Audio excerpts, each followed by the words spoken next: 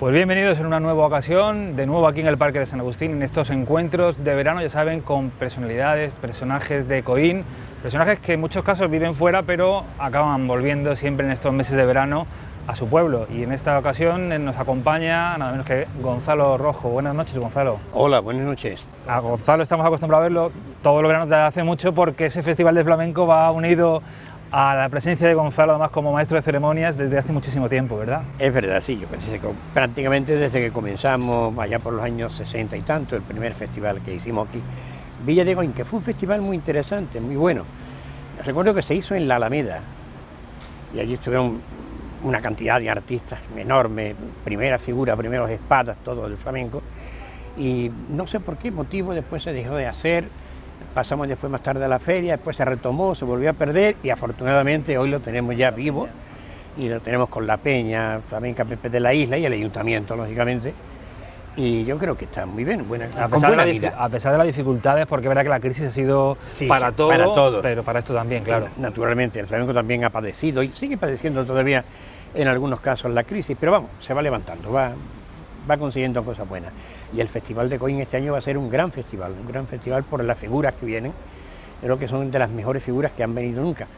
Entre ellas tenemos a la Cañeta de Málaga, que es una figura máxima, primera espada, primer cartel del mundo del flamenco, aparte de otros compañeros que vienen también acompañándola y resalzando el Festival de Málaga.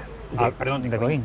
Al margen del flamenco, del que retomaremos después, porque ha marcado buena parte de su vida, nos encontramos en un lugar emblemático de Coín, decíamos, hemos estado con otros invitados que ya habían estado en este parque. Cuando era diferente había otra distribución. Sí. No sé si en el caso de Gonzalo tiene recuerdos de infancia de este parque de San Agustín. Sí, indudablemente, yo he jugado muchísimo aquí con todos mis amigos. Recuerdo que aquí en esta glorieta de Palomo, de Antonio Palomo, había una fuente.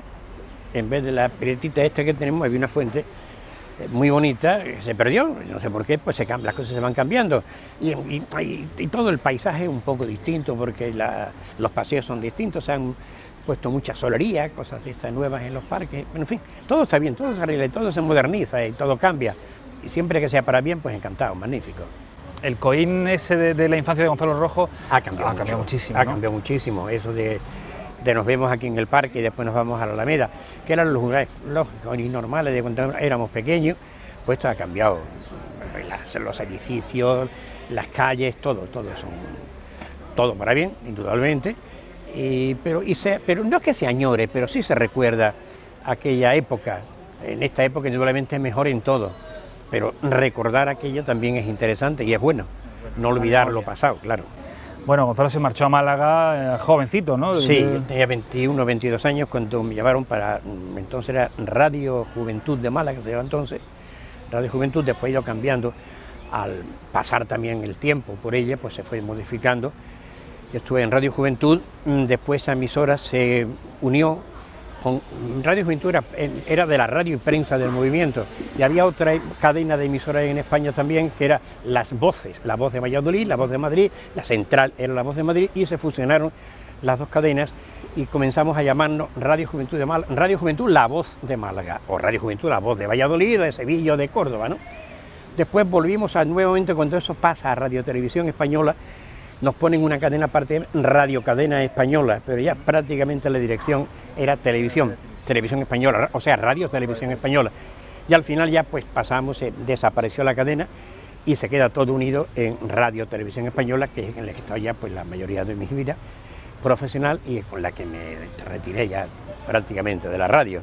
Después hemos hecho pinito en la Asociación de la Prensa, montamos una emisora desgraciadamente de poca duración, y la mantuvimos en Málaga y tuvo una aceptación bastante interesante y la gente estaba muy interesada en ella, pero en fin, motivos económicos hubo que desechar la idea. La prensa además tiene la prensa poco dinero tenemos. Comenzó como maestro, a pesar de esa vocación periodística y de contar, pero comenzó con el estudio de magisterio. Yo estuve de maestro, primero tenía una unitaria en el mercado, en la zona del mercado, y después ya pasé más tarde a una graduada, lógicamente, que era el Colegio Cristo Rey, donde estaban dirigido a José Gallero, que era el director entonces del colegio, estuve con él varios años, como al frente de una sesión. Pero esa fue mi vida profesional, fue muy corta en cuanto a magisterio. Recuerdo lógicamente la escuela unitaria del Mercado y después ya en el grupo escolar de arriba, de Cristo Rey. En cualquier caso, dos profesiones las que he ejercido fundamentalmente muy vocacionales, ¿no? Sí, tanto la del maestro tanto como la del periodismo, ¿no? Periodismo, indudablemente. La llamada del periodismo desde joven, porque le recordaba yo, ahora, corrígeme si me equivoco, lo de Coín Comarcal como una primera hojilla casi informativa aquí en la zona. Eso fue parte de ello, pero la culpa, digo yo, el beneficio, fue cuando se hizo Coín, el periódico aquel comarcal, nombramos de director, llamamos para que fuese director a Santiago Subirón, que era un gran periodista, fue director del Diario Sur, recién terminada la guerra civil, él fue en los años 40 o 40 y tantos, fue director del Diario Sur, pero no se desligó nunca de la profesión. Y estando él, dice, bueno, ¿por qué no haces periodismo? ¿Por qué no te toques a lo mejor lo más bonito, lo más interesante? Gracias a él, yo terminé como periodista. Él dirigió, como digo, el periódico Coín, el periódico comarcal Coín, durante algún tiempo, hasta que prácticamente desapareció. Y a raíz de eso pues ya me encardiné totalmente ya con el mundo del periodismo a veces radiofónico, periodismo escrito, porque yo llevo también cerca de 50 años ya en el Diario Sur y casi siempre o casi el 90% con flamenco. Toda la actualidad flamenca la llevo yo en el diario, aparte de otras cosas que se hagan en un momento determinado, pero casi todo siempre ha sido flamenco. Esa capacidad de contar y de transmitir al final está muy vinculada en los dos casos, ¿no? Es transmitir esos conocimientos. Igual que el magisterio pues se va transmitiendo también a los niños las cosas, en la radio y en la prensa, eso es la comunicación, en una palabra es comunicación entre una cosa y otra. Y la comunicación del flamenco, en el que cuando alguien piensa en flamenco, por lo menos desde luego en Coín y en la provincia de Málaga, la figura de Gonzalo Rojo emerge, eso es a base de mucho escuchar flamenco, de mucho leer de flamenco. Cuéntanos un poco cómo llega esa afición, porque llega de forma temprana, ¿no? También. Sí, yo muy pequeño, yo me aficioné al flamenco con mi padre. A mi padre le gustaba bastante el flamenco y a sus amigos, y yo asistía en algunas reuniones con ellos, asistía también a escuchar a un cantador. Yo me acuerdo de Frasquito Jiménez, muchísimo mayor que yo, era un cantador de Coín. Recuerdo también una vez Alpena, que estuvo aquí con nosotros. En fin, poquito a poco, y el irme a Málaga, entonces ya tuve la oportunidad, tuve la ocasión de ampliar ese mundo del flamenco, de conocer artistas, de estar con ellos. Después hicimos más tarde, ya con el tiempo, hicimos la Fundación Nacional de Arte Flamenco, que yo presido concretamente. Comenzamos también con los congresos internacionales de arte flamenco, del cual yo también soy presidente de ese consejo. Y con ese congreso hemos estado en Francia, hemos estado en Cuba, hemos estado en Portugal, en Marruecos, en fin, en infinidad de países también, llevando el flamenco, todo absolutamente flamenco. Claro, eso me hace estar en constante estudios sobre el cante, sobre los cantadores, sobre la vida, sobre la profesión, el origen, etcétera, etcétera, del mundo del flamenco. Eso pues creo que para mí me ha servido para muchísimo. Le hablaba antes de esa evolución del Coín de su época, de esos primeros años al de hoy. El flamenco también ha tenido un cambio, aunque la esencia o los puristas lo ven de una forma, pero también ha habido, ¿no? El flamenco ha evolucionado como todo, y el flamenco está en constante evolución. Hay una cosa que a mí no me agrada mucho, cuando dice el flamenco fusión. No, el flamenco no necesita fusión, el flamenco es tan enormemente amplio que un cantador hace un cante ahora mismo a las 11 de la mañana aquí, y ese mismo cante con esa misma guitarra lo hace a las 7 de la tarde del mismo día, y es distinto, porque el estado anímico, ¿no? El estado anímico del personaje no es el mismo cuando se hace ahora o se hace esta noche. Claro, está en constante evolución, y entonces se le va agregando, se le va quitando, se le va poniendo, y no hace falta ninguna mistificación ninguna en el cante evoluciona él mismo. Y además, aquello que no le interesa, aunque de pronto parece que lo adquiere, que lo mima, que lo recoge, después lo va echando, se lo va quitando de en medio.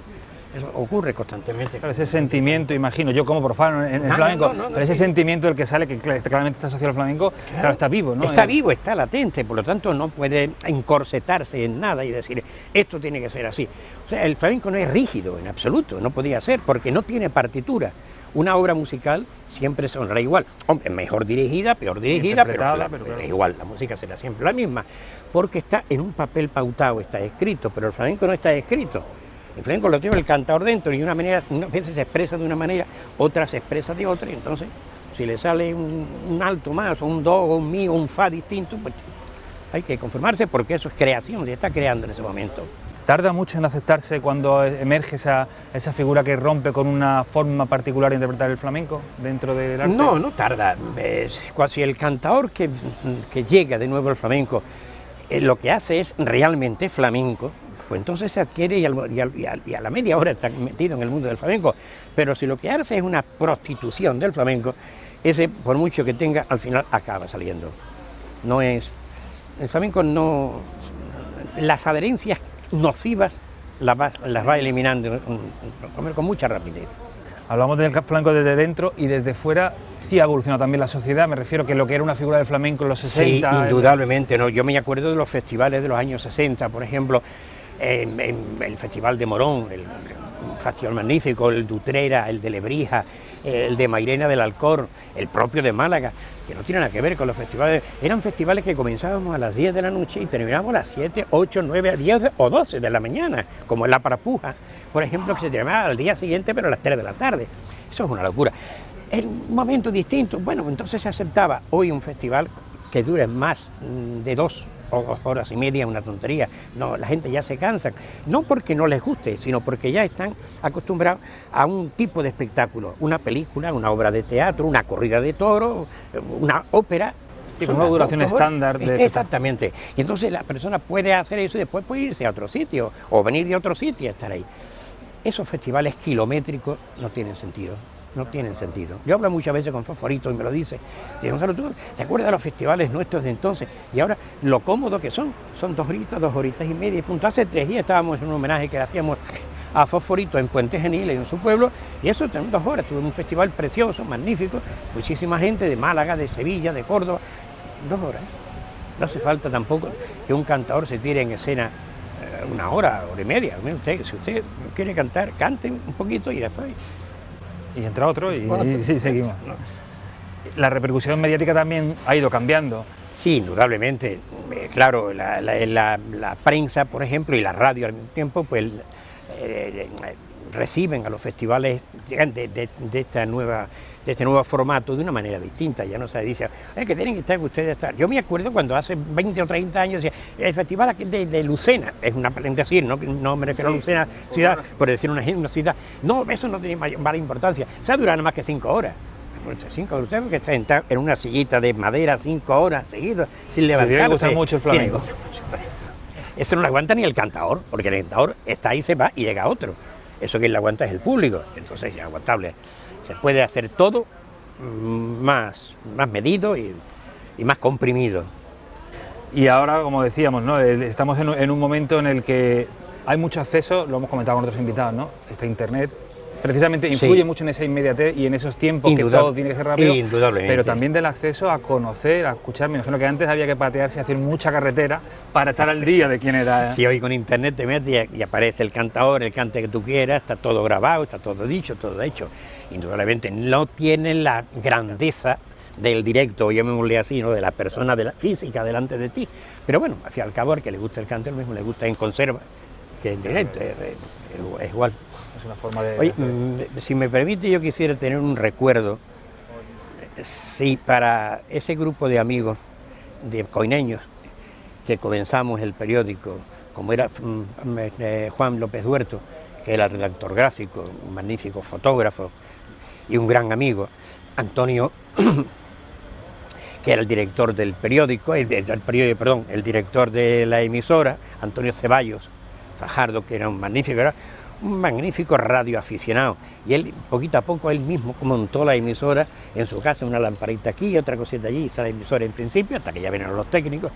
También Pepe Lomeña, que estaba en el control en los comienzos, Pepe Guerrero también, el otro, José Antonio Mancheño, que estaba conmigo, María Luisa Jiménez, que también, Adelita también, otra niña que estaba comiendo, que era hija del que llevaba tabacalera aquí en Coín.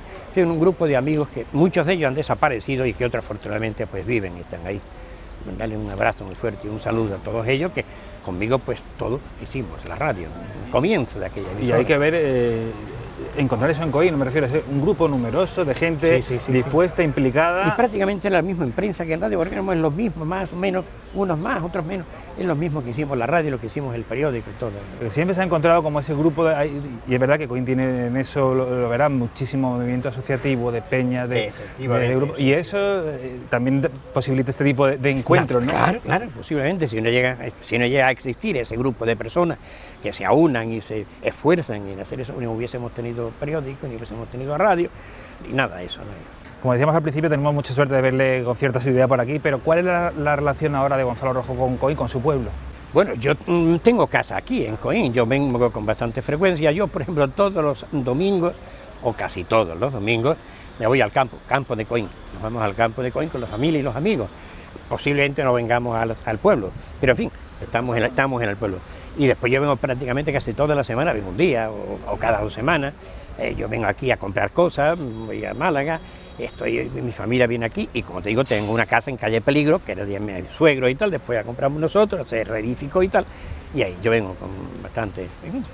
Y ejercer esa coinidad fuera de Coín, ¿no? Porque todo el mundo sabe que... Sí, todo el mundo sabe que Gonzalo es de Coín, y en Málaga todo el mundo sabe que yo soy de Coín, los flamencos, los no flamencos, los de la academia, los del otro, todos saben perfecto, los de la Peña Juan Breva, quien no conoce a la Peña y quien no conoce a Gonzalo en la Peña, que es coíno.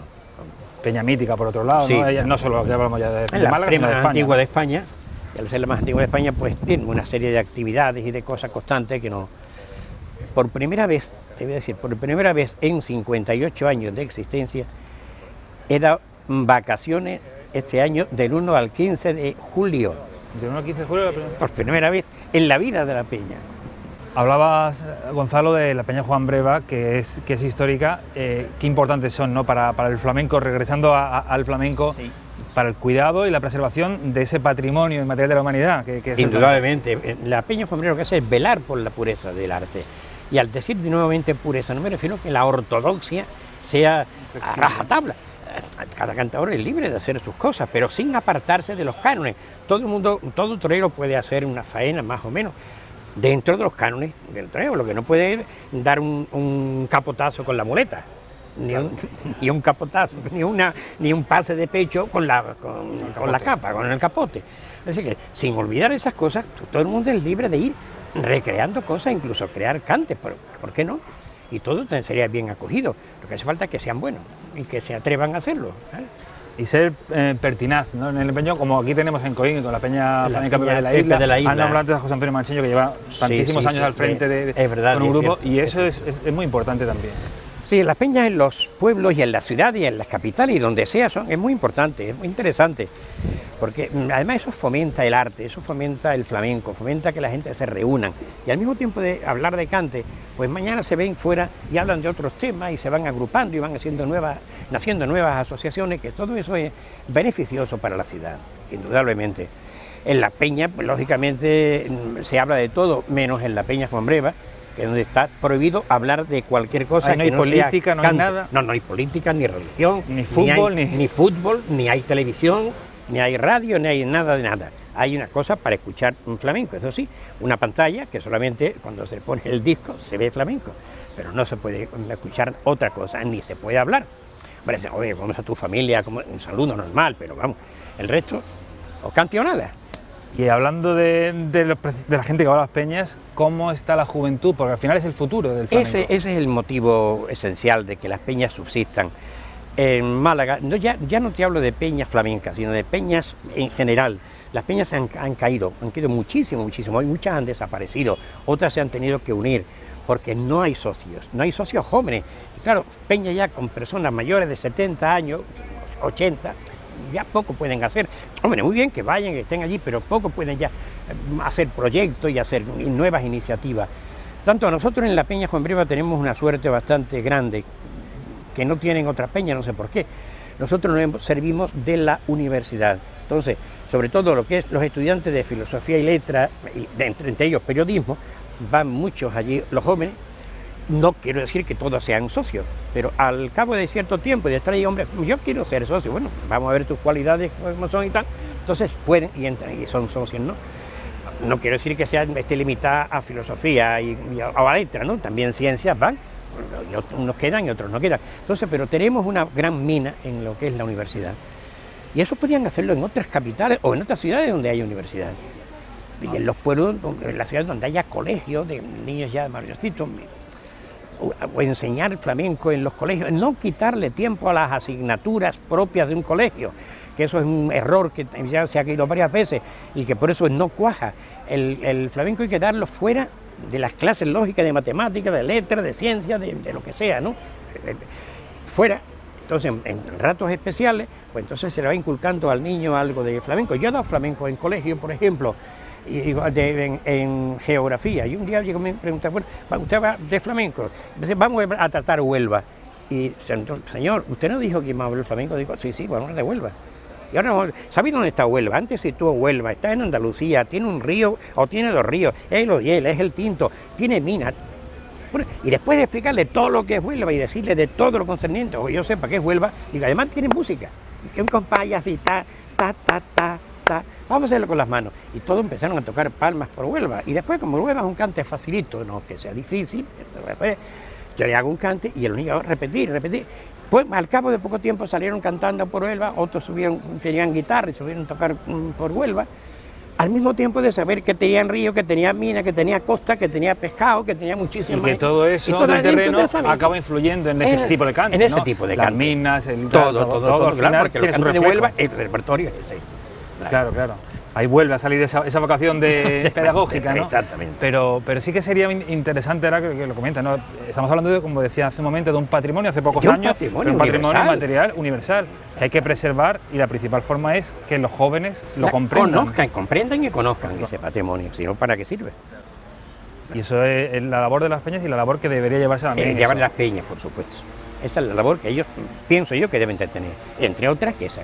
Esa y la de divulgar el flamenco, divulgarlo y de la manera más accesible para los jóvenes y para incluso los mayores que llegan también sin saber. Un señor no tiene por qué saber cantar por soleá ni tocar las palmas si quiere ser socio de una entidad. Usted bastante tiene con su afición. Ahora, si usted quiere aprender después a tocar la guitarra, a bailar o a lo que le dé la gana, me parece muy bien. Pero trata su pura afición, ya está. Y como divulgador, como entendido en el flamenco, ¿piensas que en España no se le está dando la importancia que tiene? Porque antes ha comentado esos viajes, bien para cubrir o bien con simposios en el extranjero, donde el flamenco parece que tiene un labor. El flamenco en Europa gusta muchísimo. Francia es un país donde el flamenco, yo creo que se da más flamenco en Francia que en España en general, ¿no? Japón no digamos. En Japón salen los japonesitos tocando la guitarra, nacen tocando la guitarra o bailando. Pero en España se le tiene un cierto cariño enorme al flamenco. Lo que ocurre es que en Andalucía está muy dejado el flamenco. En Andalucía, que es la patria del flamenco, la patria pequeña del flamenco, se tiene menos interés. Yo conozco peñas flamencas prácticamente de toda España. En Valladolid hay unas peñas, en Cáceres hay peñas, en Badajoz, por ejemplo, hay peñas maravillosas, todas ellas. En Cataluña hay muchísimas peñas porque hay muchísimos andaluces y allí cuidan mucho el flamenco. Y aquí en España, en Andalucía, pues parece que por ser nuestro, como que nos viene dado ya. Sí, pero ¿qué más da? Venga, otra cosa. Y es una pena. Sí, que habría que cuidar y estar pendiente de ello, porque Gonzalo, decíamos al principio, el festival que se celebró en Coín... el primero, aquella de la Alameda que te comentaba antes. Aquella de la Alameda, ha ido dando, y a lo largo de su vida, muchas visitas y muchas presentaciones, y la suerte, imagino, de poder conocer en algunos casos y en otros reencontrarse. Hombre, claro, con flamencos y con flamencas, ¿no? Sí, yo prácticamente estoy en contacto con casi todos los flamencos y flamencas, Sí, porque tan importante es uno como otro, ¿no? Igual, sí, exactamente, el flamenco y sobre todo las mujeres en el cante hoy día, antes eran más dedicadas al baile, pero hoy día las mujeres cantan exactamente igual que el hombre o mejor que el hombre, igual, y hay hombres que bailan de maravilla, o sea que el flamenco en general no tiene sexo, el flamenco es flamenco, y si igual me sirve por un hombre que para una mujer, pero yo me reencuentro con ellos prácticamente, sobre todo en la época veraniega, cuando están en los festivales por toda España, y después también durante los inviernos, por los conciertos o las sesiones de flamenco que se hacen por todas las peñas, o visitas, das conferencias, o igual estás en el País Vasco, donde hay mucha afición, que igual que estás en Extremadura, que en Valencia, que en Castilla y León, dando charlas de flamenco, con conciertos de flamenco que te invitan para un lado y para otro, o sea, que el flamenco es constante, al menos yo lo tengo de esa manera. Y puede haber relación, sabiendo además de su profesión de periodista durante tantísimos años, una buena relación que se puede entablar entre los cantadores, los bailadores, los guitarristas, con el periodista en ese mundillo en el que ha habido críticos. Sí. Porque al final algún que otro palabra ha tenido que dar también Gonzalo Rojo. Claro, por supuesto, pero ellos lo han aceptado siempre. Ten en cuenta que la crítica es buena para todo. Para el flamenco, para la ópera, para la zarzuela, para cualquier tipo de música o de cualquier deporte o cualquier arte, ¿no? Entonces, lo que hay que hacer es no criticar por criticar, sino saber en los momentos. Y si yo le digo a un cantador, oye, tú no estuviste bien la noche pasada, ellos lo comprenden y me aceptan perfectamente la crítica. Después también hay otro modelo de que es la información, donde ya la crítica no existe, ¿no? Si no se me anoche se celebró un festival en Tracito, pum, cantaron Juanito, Pepito, Antoñito, bailaron, no sé qué, tal, pum, todo muy bonito, muy bien. Eso es insípido. Eso es una información, indudablemente, pero es insípida, no tiene valores profundos, porque eso dice que es muy bien, igual, que hace un sol muy bonito y vamos a tomar el sol en el parque. Que sacar, claro. Pero cuando la crítica es real y es verdadera, y tú criticas perfectamente lo que sabes que ha hecho mal, el cantador siempre lo acepta, siempre. Aparte que hay unos cánones, como los decía antes, parece que no se puede decir hoy en día que algo es bueno o malo porque parece que todo es subjetivo, pero existen unos cánones, claro, y lo que es bueno es bueno y lo que es malo es malo. Eso no hay tutía, ¿no? Si yo me pongo a cantar en un festival será malo, todos los palos vendrán para mí. Bueno, pues yo no soy cantador ni sé cantar, entonces claro, pero el que sabe cantar, pues bien. Yo, mira, Antonio Mairena, que ha sido una de las mayores figuras, Manolo Caracol, Antonio Fosforito y tal, yo le he dicho que ha estado, mira, anoche no estuviste bien, o cantaste muy bien por Soleá, pero en la malagueña te fuiste de varilla, ¿no? Sí, lleva razón. ¿Ha habido algún, de todas formas, a la hora de escribirlo, dependiendo de la relación? No. En eso Gonzalo, y ellos lo saben perfectamente. Yo me acuerdo que Camarón una vez, digo, Gonzalo, anoche me pegaste un palo bastante fuerte, ¿no? Digo, no, un palo no. ¿A qué se refieren? Sí, tú me dijiste que se la seguiría. Digo, ¿cómo la hiciste? Acuérdate. Y digo, bueno, sí, yo me fui un poquillo. Esto es lo que yo comento, ¿no? O sea que entonces es cierto, ¿no? Ellos la aceptan bien. El cantador, el auténtico, profesional, te acepta perfectamente la crítica. Puede ser buena o puede ser regular, o puede ser mala y dura. A mí tampoco me gusta enseñarme nunca con ningún cantador, no le pegar un palo, sí, porque se puede decir también de otra manera, sin necesidad de decirle usted no sabe cantar, ¿no? Se puede decir, hombre, no fue tu noche, no fue esto, se le va disimulando un poco. Pero ellos lo aceptan, no hay duda, ¿no? Y lo que decía al principio, nos has comentado la relación, esa con este año ha sido cartel en Coín, Castañeta, pero ¿ha habido algún, sin que me digas por supuesto favorito, pero algún cantador, algún artista con el que sí hayas tenido un vínculo, que has llegado con él a tener una buena relación? Buena relación yo he tenido con todo. Por ejemplo, yo sigo viéndome casi todos los días con Málaga, con Fosforito, que es una de las máximas figuras que hemos tenido en el mundo del flamenco.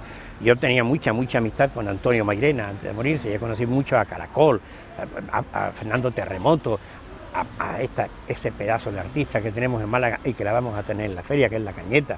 Ella la quiero muchísimo y ella me quiere muchísimo a mí también. O sea, yo estoy perfectamente con todo. Y me veo con todo y yo visito todos los festivales. Ya te digo que hace unos días estaba en Puente Genil con un grupo de artistas. Pues el día de este mes pues hay 4 o 5 festivales que estoy con ellos, en fin. ¿Y ganas de festival sigue teniendo Gonzalo Rojo y de escuchar flamenco? Eso nada, eso no.